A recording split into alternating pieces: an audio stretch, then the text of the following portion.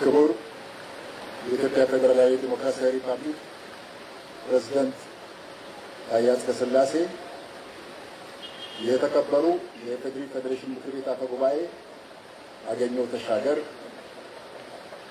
ክቡር የፌዴራል ጠቅላይ ፍርድ ቤት ፕሬዝዳንት ቴዎድሮስ ምህረት፣ የተከበራችሁ የሁለቱ ምክር ቤቶች አመራር አካላትና አባላት፣ ክቡራን ሚኒስትሮች፣ ከፍተኛ የመንግስት የሥራ ኃላፊዎች፣ ክቡራን ወታደራዊ መኮንኖች፣ የጥንታዊ ኢትዮጵያ አርበኞች ማህበር ፕሬዝዳንትና የሃይማኖት አባቶች፣ ጥሪ የተደረገላችሁ እንግዶች፣ ክቡራትና ክቡራን እንኳን ለ18ኛው የኢትዮጵያ ብሔራዊ ሰንደቅ ዓላማ ቀን ክብረ በዓል ሁላችንም በሰላም አደረሰን። ዛሬ የተሰበሰብነው በሕገ መንግስታችንና በሰንደቅ ዓላማ አዋጅ ቁጥር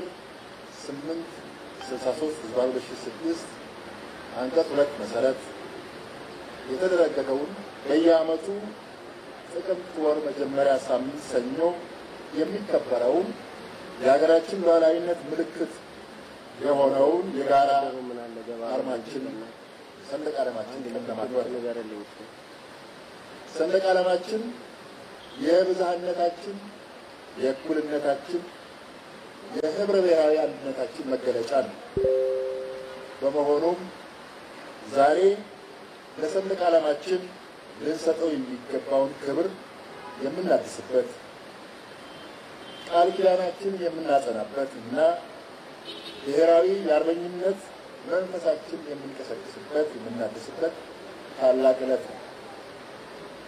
የዘንድሮውን የሰንደቅ ዓላማ ቀን የምናከብረው ሰንደቅ ዓላማችን ለኢትዮጵያ የከፍታ ዘመን ብስራት፣ ለህብረ ብሔራዊ አንድነታችን፣ ለሉዓላዊነታችንና ለኢትዮጵያ ህዳሴ በሚል መሪ ቃል ነው። ይህ መሪ ቃል የዛሬውን ተግባራችንን የነገውን ምኞታችንንና ትልማችንን በግልጽ የሚያሳይ ነው። ሰንደቅ ዓላማችን የውስጥና የውጭ ጠላቶቻችን ሊሰብሩት የማይችሉት የህብረ ብሔራዊ አንድነታችንና የሉዓላዊነታችን ምሽግ ነው። ሰንደቅ ዓላማችን ፈተናዎችን በጽናት ተሻግረን አፍሪካዊ ተምሳሌት ሀገር የመገንባት አቅማችን የምናጎለብትበት፣ ዓለም አቀፍ ተጽዕኖ ፈጣሪነታችን የምናሳይበት የማንሰራራት ጉዞ አርማችን ነው። ሰንደቅ ዓላማችን በታሪክ ውጣ ውረዶች ውስጥ የጽናታችን ምልክት ነው። ዛሬም ለሀገራችን ብልጽግናና ዘላቂ ልማት ያለንን ጽኑ አቋም እንዲሁም ወደ ብሩህ ከፍታ ዘመን የተሻገር መሆናችን የምናውጅበት ነው።